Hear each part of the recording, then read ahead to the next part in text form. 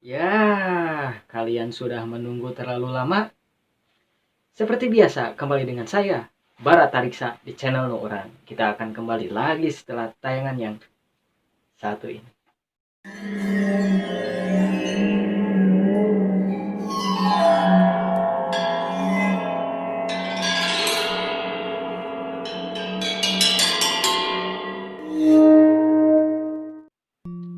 Dan kembali bersama saya lagi, Bara Tariksa di channel Nuuran, channel bawaan orang Sunda.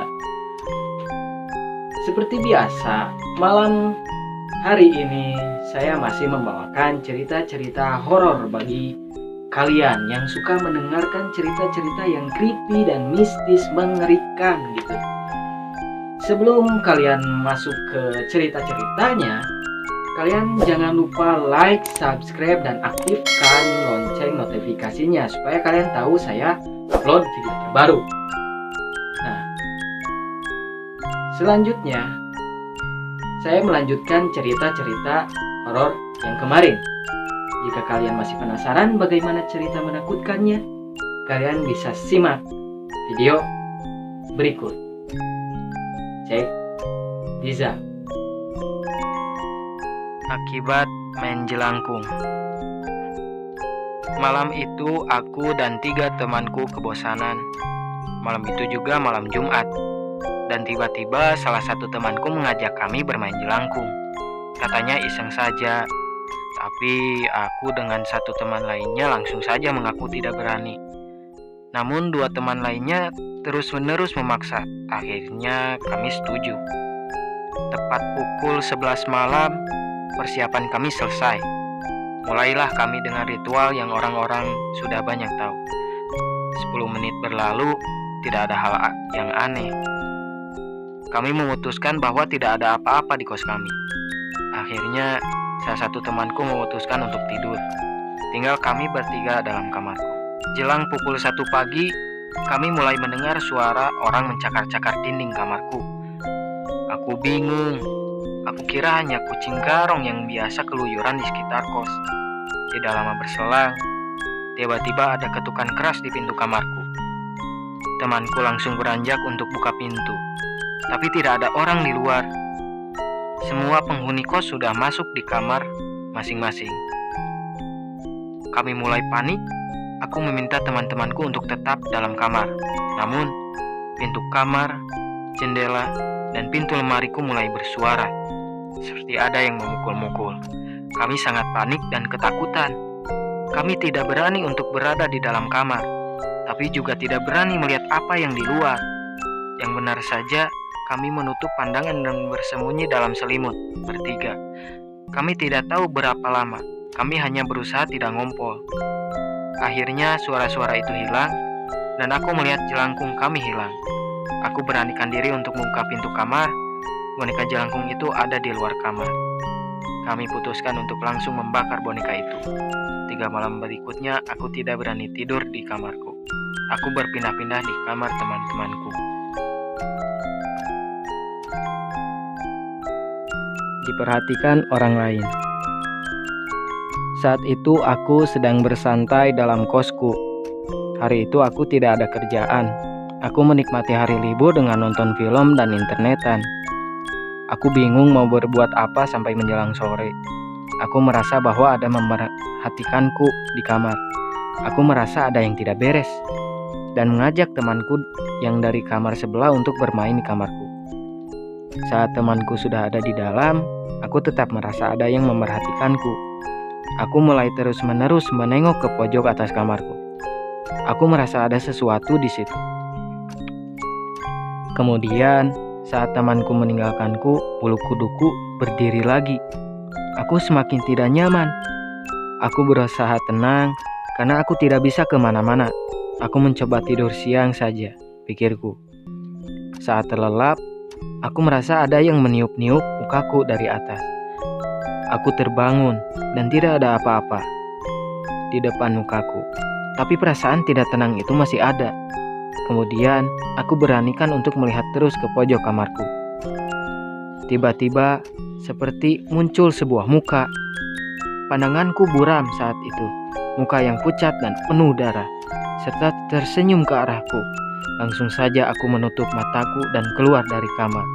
Hal serupa terus aku rasakan selama 1 minggu, hingga aku putuskan untuk pindah kos.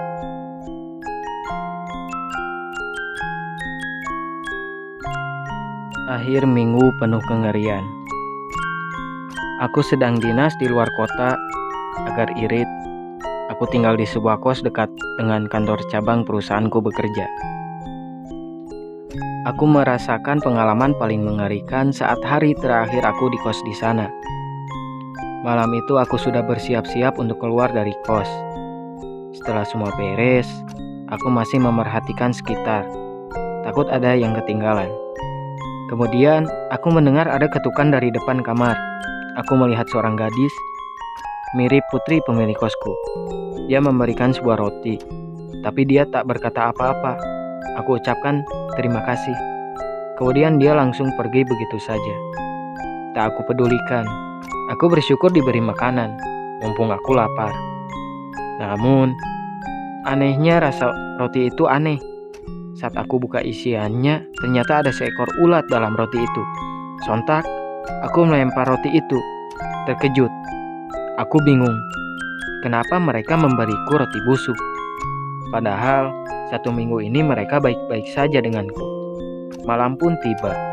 Aku merasakan ada yang memerhatikan diriku. Aku merasa banyak orang. Aku melihat sekeliling dalam kegelapan. Tapi tiba-tiba kakiku terasa seperti ada yang mengelusnya. Aku kaget dan segera mencari sekring lampu. Tidak bisa menemukannya.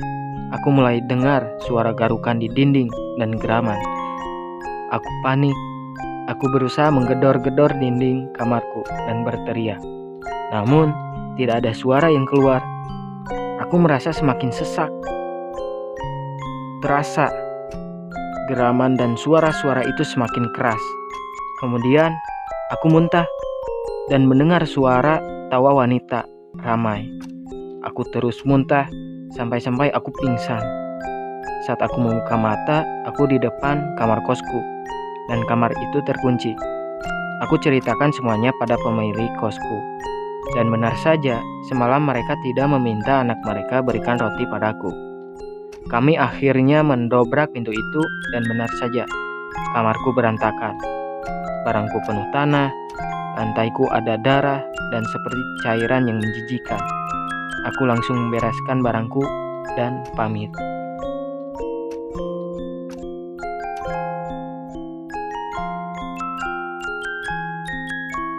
Aku dan temanku terperangkap dalam kos.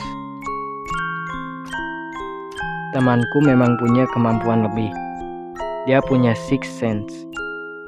Namun, dia tidak pernah mencoba menakut-nakutiku. Malam itu aku dan dia habiskan waktu dalam kos sambil nonton. Kami tiba-tiba mendengar suara wanita tertawa dari luar kos. Temanku langsung keluar, tapi tidak ada orang. Sontak dia bilang, "Hei, berisik." Aku sudah paham kepada siapa dia menghardik. Kami lanjutkan nonton sampai setetes darah jatuh di lantai kamarku.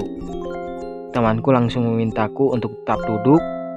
Dia langsung berdiri dan memandang ke arah pintu. Tetesan darah itu semakin banyak, sampai akhirnya temanku berdoa dan mengucapkan beberapa ayat. Namun, belum akhir di situ. Mulai ada suara ketokan dari lemariku. Aku panik. Temanku memutuskan untuk mengajakku keluar. Tapi kami terkunci. Suara ketokan itu semakin keras, beserta suara erangan serta tawa.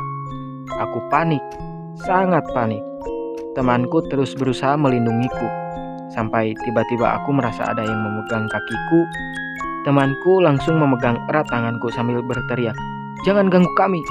Kami tidak pernah mengganggu kalian." Tak lama aku merasa kepala dan punggungku berat. Kemudian pingsan.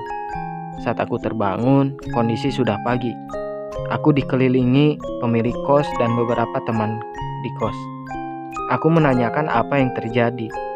Temanku bercerita bahwa aku kerasukan tidak lama setelah aku pingsan. Diceritakan aku memarahi temanku dengan kata-kata kasar. dan dalam bahasa yang tidak pernah aku kuasai, Mandarin. Sejak itu aku meminta untuk pindah kamar, dekat dengan kamar temanku yang punya sixth sense ini.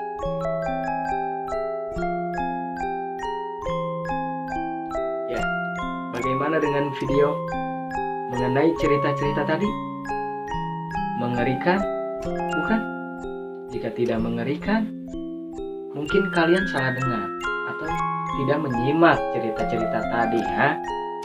Ya, gak apa-apa lah, yang penting kalian sudah mendengarkan gitu.